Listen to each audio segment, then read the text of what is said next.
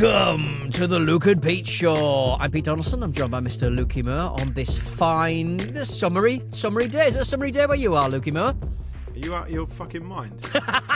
It's nice and blue. There's blue skies and there's sunshine. Summery day. It's a nice summery day. It's warm. Say it's a sunny day then. You can say sunny. It's a summery day. From this window and my vantage point, all I can see, blue skies, moss growing in my garden, dog poos.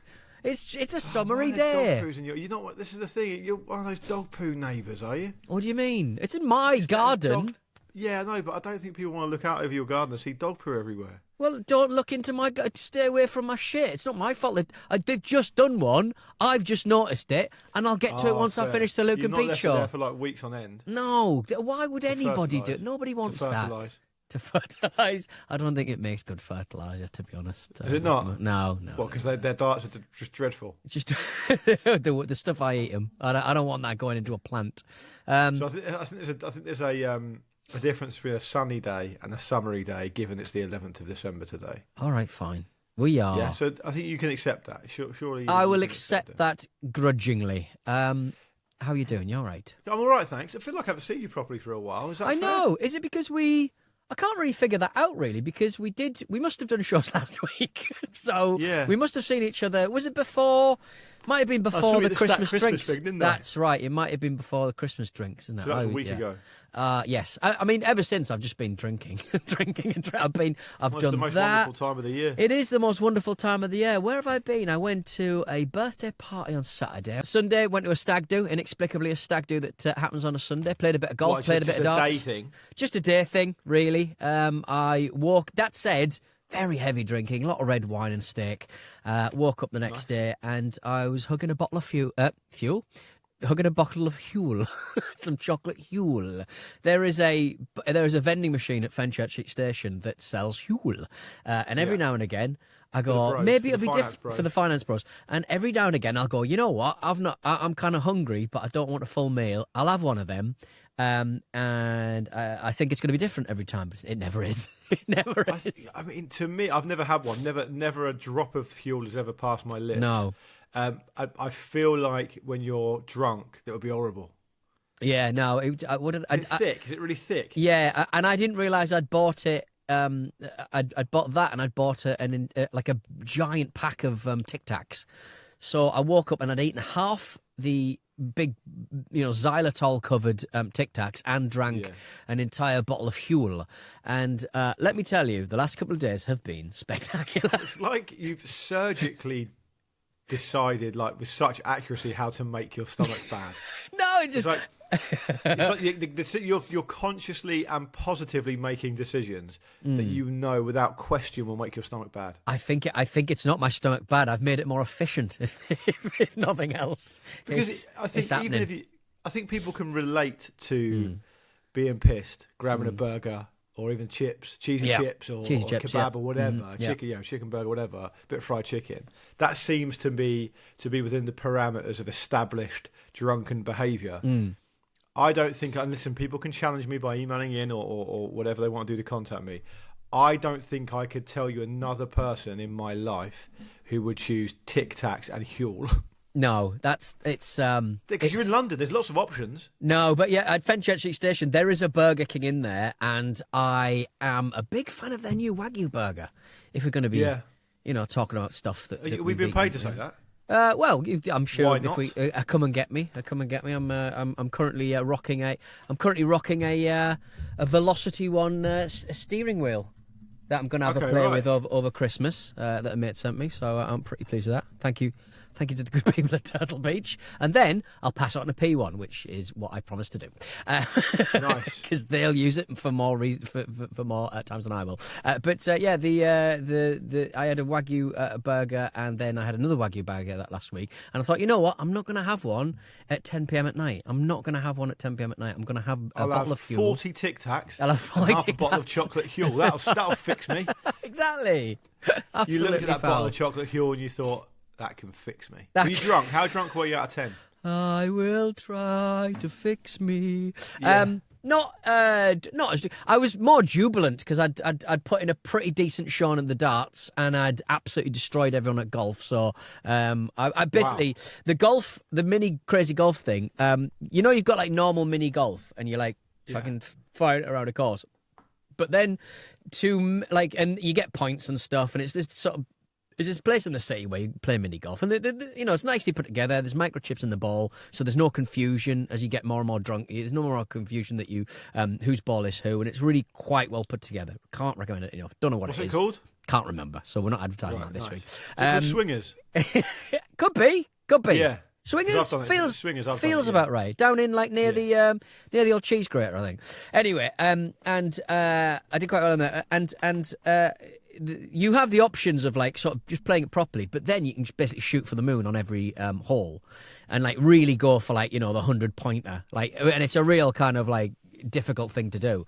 And I was just going for that every time. Didn't get it once, but on the last one I did get it, and that absolutely shot me up the table. So that means you won because you got such a big point. That's amazing. So the most drunk bit, the actual most drunk bit was that you were most successful. Exactly, pretty much. There's a lesson in that. There's a lesson in that. There's a lesson in that. How's your golfs getting on? I saw you. Yeah, it's all right. You look like the PGA Tour golf video game and stuff. Like it looks. Oh, is that right? The way you're hitting the ball, or the way that you're basically standing over the ball, actually looks proper. I can't speak to how hard you're hitting it or where it's going or anything like that, so I don't understand golf. But the shape at the start looks like golf. So well done, Luke. That's what I'm going for. It looks like golf. I need to look like golf. Sometimes when I smash one at the driving range, I scream, "I am golf! I am golf. Golf is me and I am him. This is some kind of God and Jesus transubstantiation between the lords. I am golf. Golf is me." Yeah, and someone next to me just goes, "That shout's going on for ages. Can you stop it?" You're putting me off. Make it pithier. Yeah. Barack Obama, yes, we can. I am golf is fine. I am golf. I have now taken the next step in the most predictable middle-aged man lifestyle arc possible. Yeah. I mean, I've done the history masters. Yeah. I'm now moving on to golf. Yeah. And I only started playing, so I'd never really played. So I'll give you a little bit of background. Right. As much background and as much chat as I can. As we can handle. He doesn't really care or like golf. Right. I'd only ever really played pitch and putt with my mates, and a few of my mates play golf quite seriously, and they're like, "Look, you should play. You'd love it. You get outside. It's good exercise. It's not too impactful on your joints, that kind of stuff. Just learn how to do the basics, right? and come and enjoy it. So I thought, you know what? One morning I just went, you know what? I'm going to bloody do it. So I booked a couple of lessons. I've actually got another lesson later today. Nice. And after the first lesson, the instructor was a nice fellow, and he was like, "Look, this is what you want to do. This is how you do it." Professionals. Hey, not quite. I mean, fucking hell, I don't know what I was doing when I first went there. And he was like, "Look, you can come see me every 3 weeks for this bank of lessons, but in between you've got to practice. It's like a musical instrument, right? You can't just not do anything, otherwise you're never going to get anywhere." So I was like, "Okay, fine." And so I found the details of a driving range near me. I'm using the driving range's clubs at the moment because I haven't got my own. I just started working. I really loved it. Do you know what I love about it? I love the solitude and the focus. And it's almost a separation of it. You get into one of these kind of driving range little booths with 100 balls or whatever, and you got all the stats up on the screen, so it's quite interesting to see how well you're doing. And you could just really enjoy it and really get into it. So I've been down there about 5 or 6 times, and like I said, I've got another lesson later. I'm not doing too bad. You can send. I've got videos of my. As you've seen, I've got videos of it, so I send those to people who actually know about golf. So I've got quite a few friends who are good at golf. Right. I mean, Big Pav. Big Pav is a great golfer. So we've got Leon C behind the tip. We've got a lovely driving range. There we go. So you might see him down there, maybe. I mean, Pav hasn't been that encouraging. I said to him, "What do you think about this? I only started playing a couple of weeks ago. It'd be great to have a round sometime when I'm up to speed." And he replied saying, "You address the ball like Randall from Monsters Inc." Right. Okay. What does that mean? As in, I think he's like a big, weird chameleon. It wasn't a compliment. Is Randall a big monster? Yeah. Right, I see. That makes sense. Yeah. All right, fine. The other mates have been a little bit more encouraging, so that's been nice. It's been good, mate. It's been cool. I've really enjoyed it. I think it's the Wi-Fi I have access to said to me fairly recently that you need a hobby. Just get out of the fucking house. Yeah. You can't work all the time. You need some balance. Yeah. And so I was like, okay, I'm going to try that. So what I'm going to do is I'm going to get fitted for some clubs, I think, in the next week or so. I can use that as a Christmas present to myself. Nice. Okay. And then see how I go. Can I caddy you? Yeah, absolutely. That'd be brilliant. I'd love that. And they go, and you go, what shall I do for this? And I go, oh, probably the biggest one. Always the biggest that's club. what I need. Always the biggest club. Always the biggest wood. The thing is, with the caddy, I think for me, if I was a good golfer, the caddy element of it, because I'm always so insistent that I'm right all the time. Right. I think the caddy would just be there for small talk, really. No, right, okay. Because the caddy would say, look, I've walked the course this morning, position you in there, you've got 150 yards to the pin. Flag is 6 feet on the green, to the back left. Wind is this. You want to 8 iron, and I'd just go, nah. You've selected power drive. Power drive, yeah, exactly. Exactly. So look, it's all good fun. It's a predictable lifestyle arc, as I've said. I accept that. Yeah. One of the things I also it's very kind of what you said about my swing, and it's coming on. Wanted to do is having an affair. One of the other things I want to do is have a big affair. No, have a big affair with a golf course. Have a big affair with a golf course. Yeah, good. But one thing that's really interesting to me is that I assumed, and this might tell you a bit more about my personality than anything else. I assumed that people who play golf are all good because, like, you see them going to play golf and they've got their bag and their club, and they've got their clothes on. You think, oh, they look like a golfer. It's funny, isn't it? Because there's like an outfit for golf, isn't there? Yes. If you go and play football, and you just got your shorts and t-shirt on, you're on your way. There's no way of telling whether someone's good or not. And you don't really think about it. With golf, they dress like they're good at golf. So you expect them all to be good. And then when I was down the driving range, and I'm hitting the ball fine. Like it's fine. I'm actually all right at it. I can hit it fair amount, and I can hit it straight. And it doesn't seem to be at the moment that difficult.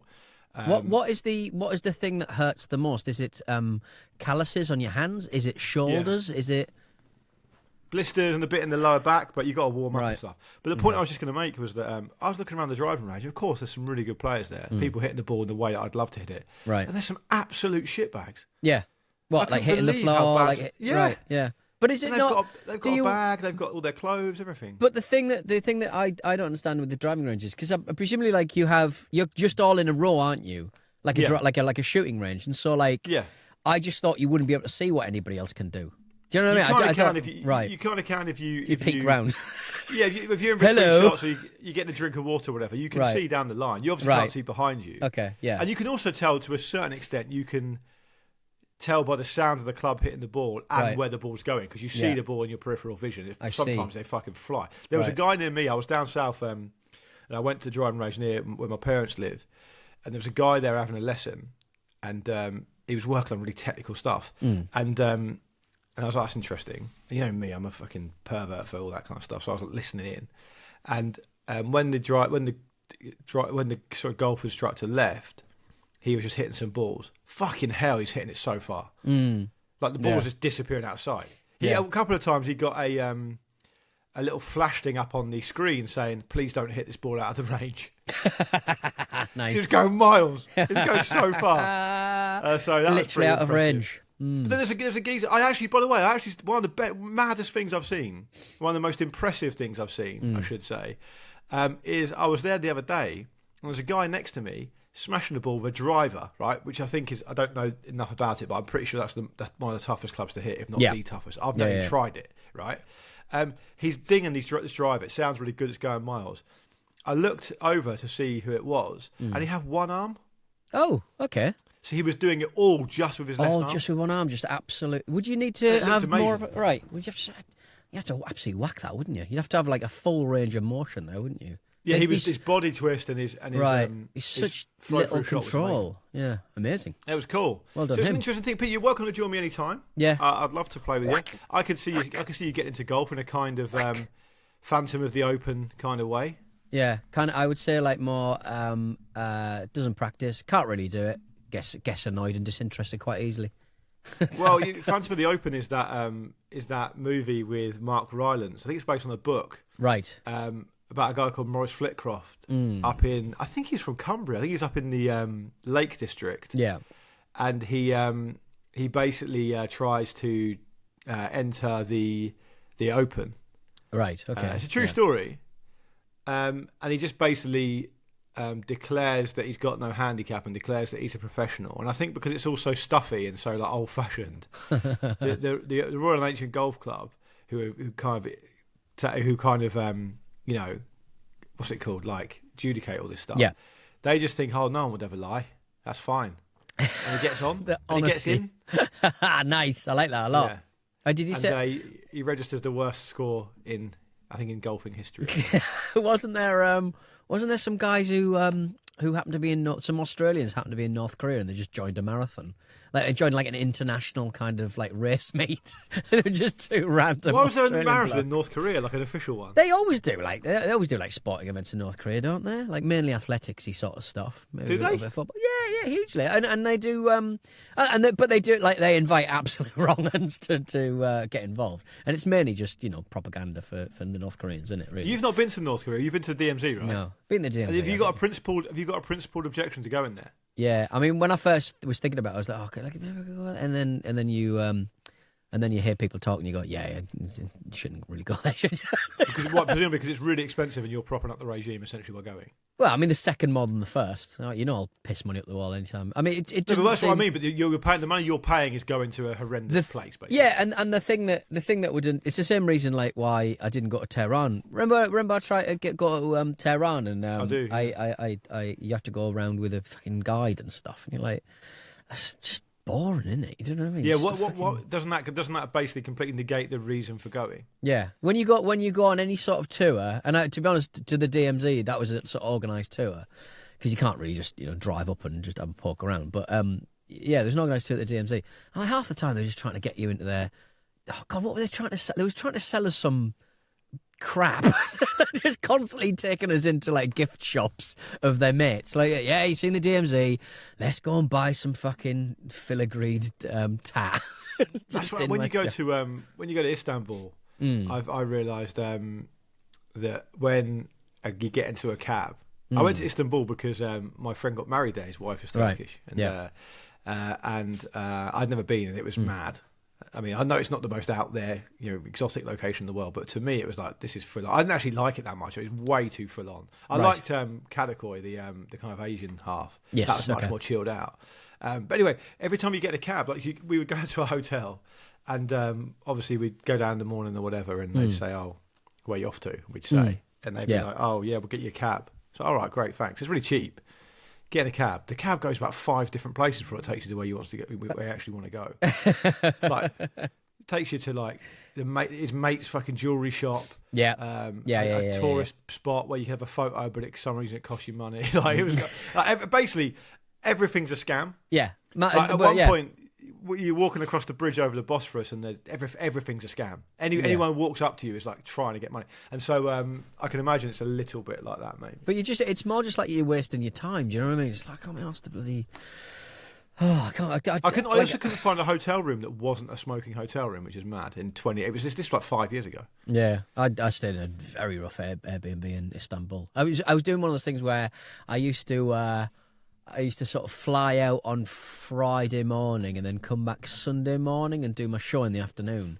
A little solo trip, and going to and coming. I think like how long is Istanbul? 3.5 hours.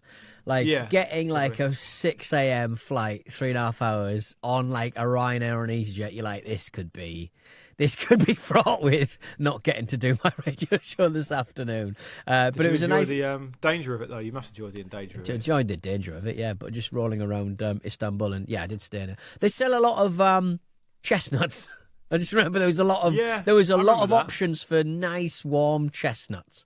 The sort of thing you look at and you sort of got a nice idea, but it's not actually that nice.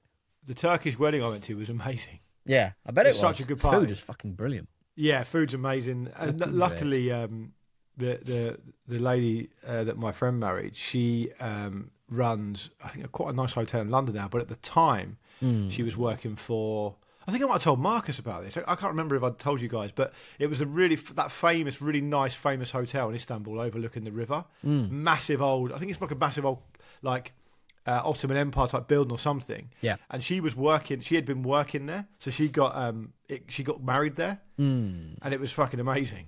And the wedding just went on and on and on. Like we wrapped our hand at about 5 a.m. Yeah, that's amazing. To go to sleep, and people were still partying. There were people like dancing all night. It was really good, but a mad place, an absolute mad place. When I went to Kadikoy over the other side, over the Asian side, it felt like a totally different place. We went to just hang around some coffee shops and have a little wander. I went to the Fenerbahce Stadium as well. That's over that side, and there was a bit more.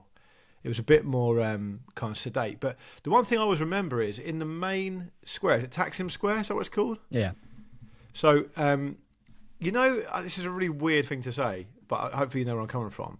When you would go to Glastonbury and say one big artist is playing on one stage, and there's another big artist playing on the stage down the road or whatever, and everyone's flooding from one part to another at the same time. So you're basically stuck together, and it ebbs and flows, and it's kind of if you're small or not particularly strong or whatever, or old or something, it's quite horrible. Yes, yeah. I mean, it's quite horrible anyway, but you know what I mean. Yeah. Happened to me when in 1998 in Glastonbury when I was going from watching the England-Colombia game, which they showed on the big screen, to watch some artist, and it was like a crush, basically. Not really bad one, but like a crush, nevertheless. Yeah. That was happening during the day in Taksim Square, just because of the amount of people that were there. Yeah, those little kind of like all that area, like where it goes off to just loads of little sort of indoor markets and stuff, and outdoor markets, and you're just like those things are like I don't know how I'm supposed to get to where I need to be because the flow of traffic is just you've got to go with the flow. You literally got to go with the flow. Yeah. It's mad. Yeah. The Grand Bazaar was good as well. Little Istanbul kind of travel update there, Peter. Little bit of. I like the Blue Mosque. So it's one of the few mosques I've actually been into. Like my dad, whenever there's an open day at the mosque, my dad always goes in Hartlepool in the Broome Terrace Mosque. He always has a poke around. It's like, Dad, it's always going to be the same. Why do you keep going? They've not updated it. It's great. There's not new rides. Outreach from the old man, though. It is great community right there. They're a hell of a mosque. They're the ones that whenever anything like shit happens in Hartlepool, they're always out there with food and stuff for everybody. They're a hell of a community. Right, should we take a shot at break? Then come back with some bloody news. Why emails. Kind of batteries. We're back with the Luke and Pete Show. How the devil are you doing? We haven't got any batteries this week, unfortunately. So the battery robot has been rested. He basically is preparing for Christmas. He's got his belly is full of batteries, and he's just waiting to sort of poo them out so he can have some more batteries for Christmas. So that's why the battery robot's not there. But we do have some emails, and we're going to kick things off with... I would also say last time we were short of batteries, the community really stepped up. Yeah. So we're hoping for the same. It's fine to give a little rest over the Christmas period, you know. I know there's a cost of living crisis. I know that people aren't buying as many batteries as they used to. But if you do see one, you think we'll like, get in touch. Hello, we're going to come roaring back after Christmas. Surely. We're going to start 2026 right. People are going to get Christmas presents full of batteries. It's going to be. They are. It's going to be a bumper bonza. And you got to remember, people are making batteries all the time. You know, people are making new stuff all the time. They probably are. Can I, before you get into the emails, I just want to give a little primer. Sometimes we inadvertently hit on a subject where people are compelled to email in their droves. Yeah. And it's never what you expect. And sometimes we'll talk about a subject which I think is really fascinating. Like, for example, Istanbul we just talked about, right? Off the top of our heads, just chatting about going there. You'd think, maybe like a lot of people have got some great stories about visiting Istanbul on holiday, or maybe there's some Turkish listeners or whatever. Yeah. And invariably, you won't hear anything. And then, for some reason, you and I will have an impromptu argument across a couple of minutes about air fryers. Yes. And you get bombarded. And that's what's happening. I've chosen 2 emails about air fryers of the many we got. Your head is in the air fryer, mate. You're in big trouble. People are passionate about air fryers in a way that I didn't fully understand. I thought this was they had a thing about 3 years ago and that was it. Yeah, but people are still into it. No, and new air fryers are coming out all the time. Different designs, larger trays, almost to the size of being pretty much an oven. The amount of these emails that say after your chat about air fryers, I had to email in. Yeah. I was compelled to email in. Shall we start with Chris from Wiltshire's one? Why not? Hi, both. On the air fryer thing, I agree with Pete. Backfired. I agree. I agree with Pete. After listening to the air fryer bashing in the 8th December episode, I felt compelled to email. While I would never bake cakes in the air fryer, that is absolutely demented behaviour. Can you do that? It's a small oven. Imagine anything you do in a small oven. You probably claimed last time that you can do that, right? You can. You will be able to do that. Small cakes, fine. But yeah, I've listened to the air fryer bashing in the September episode. I would never bake cakes in the air fryer. It definitely has its place. It does use less energy because the small space is being heated to cook things. It's quicker, and the best roast potatoes I've eaten to date have been air fried. I've also shoved whole chickens in, and it comes out great. An emergency wedges and fish finger dinner for the kids is done in 10 minutes, and if you clean it out straight away, it's way easier to maintain than the oven. Also good. Wrap some salmon with capers and a little bit of oil, and it's done 8 to 10 minutes. Lovely stuff. It's great to have it there to bolster your armoury if you're entertaining lots of people, as even Luke's 2 ovens will fill up quickly when you have loads of people around. Only downside is the worktop space it takes up, so we had to shuffle around so it has a space in a cupboard. Go on, Luke. Give it a go. Go on, go on, go on. All the best, Chris from Wiltshire. It's a great email. First of all, I don't ever have anyone over here, so it doesn't matter.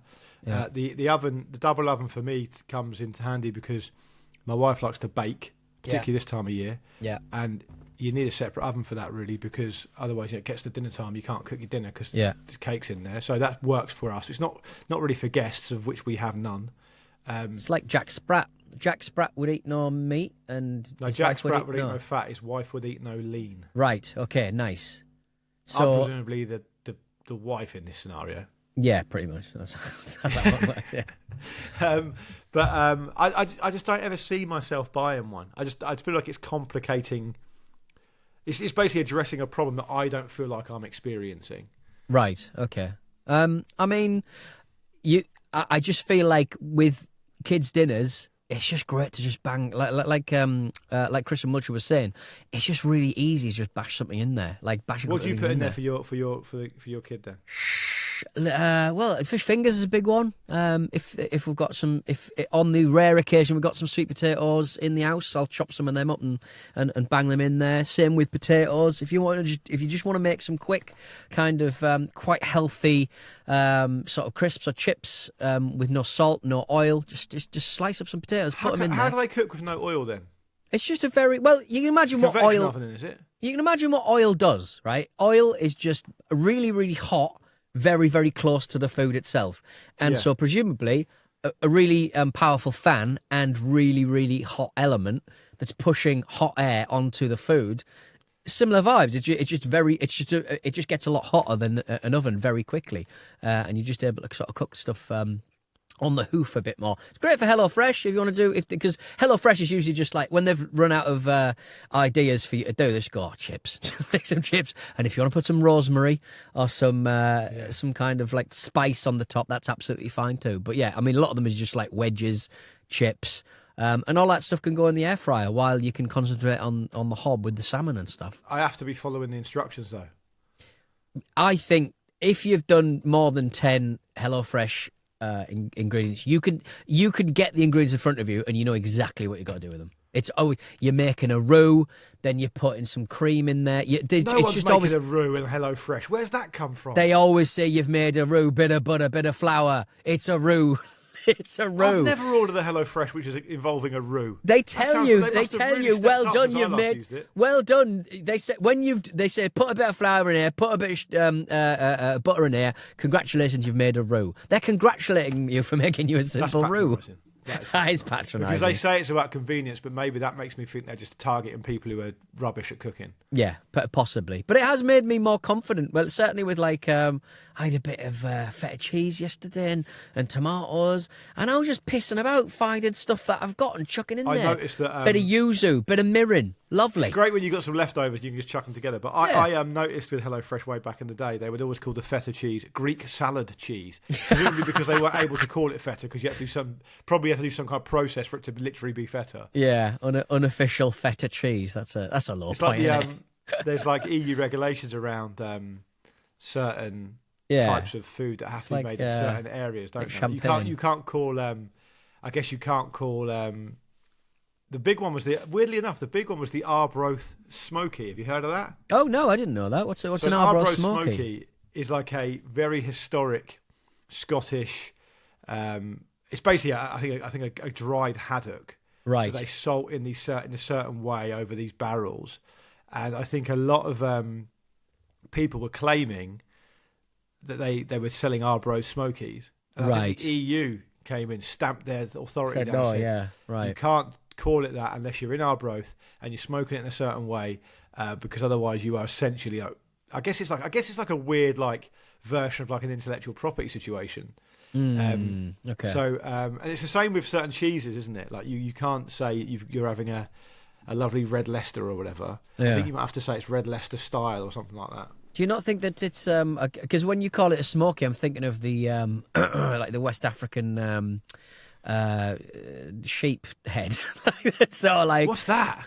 Have you never seen you occasionally see them in some rough, or you certainly used to before trading standards and food safety people got involved, but you should see them every now and again in London. It was just basically they get a blowtorch on the head of a sheep or a goat and they just sell them. They're very unappetizing. They're very unappetizing. I've never seen that. Like back in when I first moved out of London, you'd see them in shitty, but it's like sort of shitty butchers. Yeah, they're highly shitty butchers. Shitty butchers. They're highly illegal because brains and stuff. Yeah, I imagine that would be pretty. Needs to be regulated. Listen, take the nervous system off. We've got a lot of red tape in this country. Yeah, but perhaps that is one area where we should be. If you're taking a blowtorch to a goat head and selling it, you got to make sure you're getting that right. I would say. Yeah, if I walk into a butcher, yeah, trying to buy something, or maybe even just browsing for ideas, and I see the butcher blowtorching a sheep's head, immediately I'm saying, "What are you doing? What are you doing? What are you playing at? You don't have the right. You don't have the right. You don't have the right for this." Right. Anyway. Let's get out of here. We've been Luke and Pete, and we'll be back on Monday. We are hurtling towards Christmas, as discussed. Have a lovely weekend. Do get your batteries in if you've got any. Hello@lukeandpeteshow.com. We'll see you soon. See you later.